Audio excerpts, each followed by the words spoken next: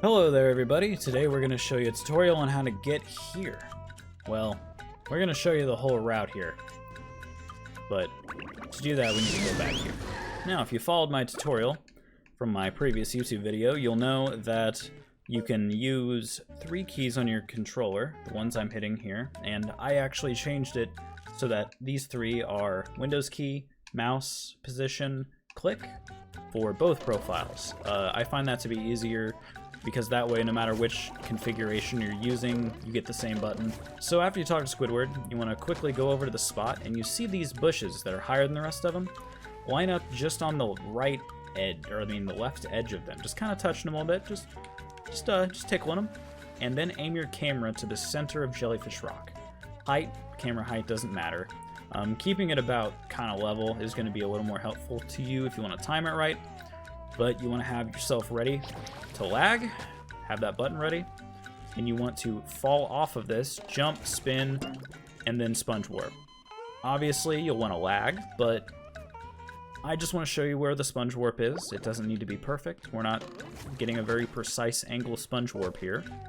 We just need to get this angle properly, and if you do it properly and you just barely kind of fall off, you'll know you've got the angle. So watch my inputs carefully here. You want to lag when SpongeBob's wand, and I'll try to do a freeze frame, see if I can do it.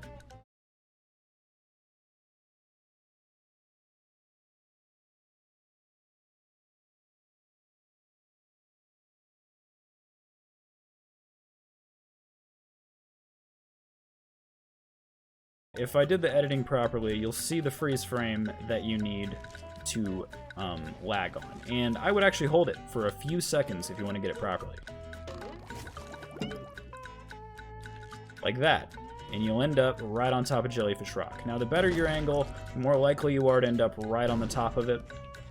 And if you want to, you can pause buffer to try to get the exact frame that you need. And believe it or not, you can actually put in inputs on the same frame you pause. So if you see that frame and you quickly just unpause and lag, you can put in lag on that frame. So in the same way you can actually put in, like a bash input for Kobe skip, you can do that here.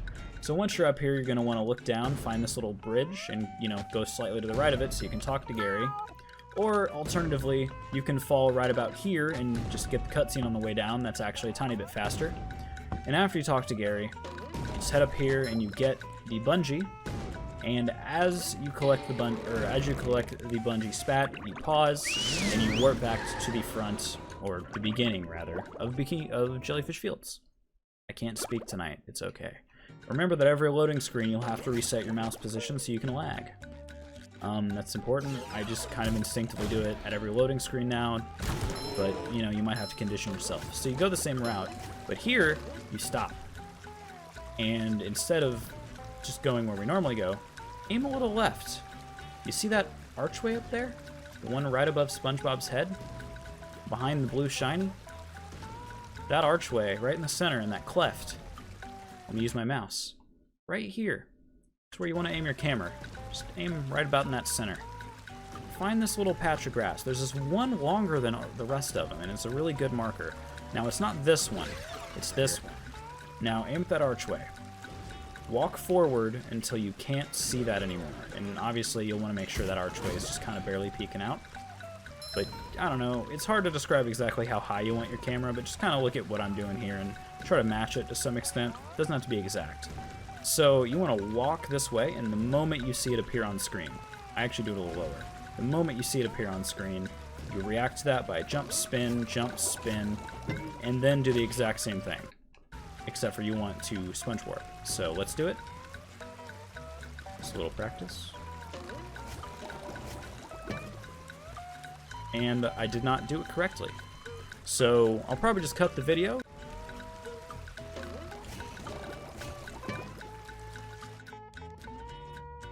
And there we go. Now, you'll see at the beginning of the video, I was actually on the archway. Just hit the button.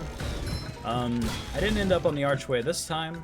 You won't end up there every time, although that is the ideal position, because then you don't have to do any of this, you just fall down.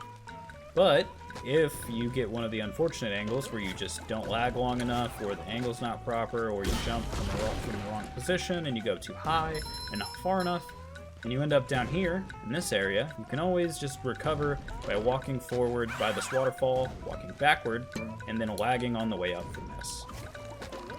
And that's just a good way to save it.